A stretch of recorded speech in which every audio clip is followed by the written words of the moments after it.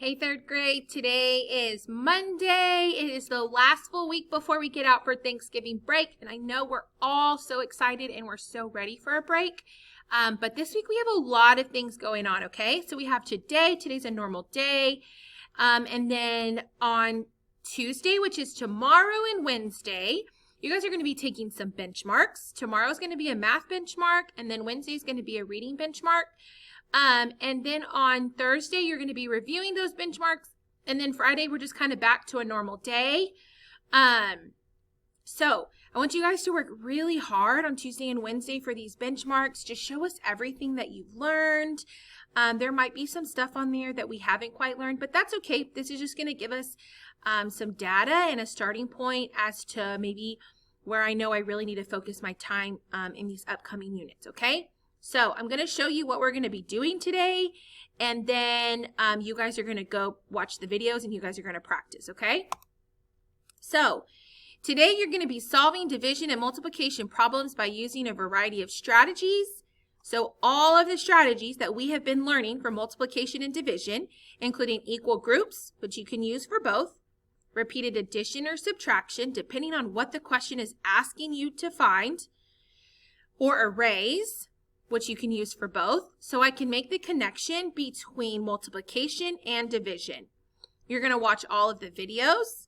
You're going to complete all of the interactive slides, and there's several things on all of the interactive slides that you're supposed to be doing.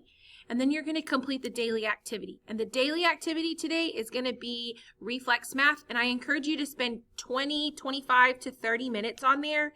And you can do that whenever you want. That's just going to really help you get good at your multiplication and division facts, okay?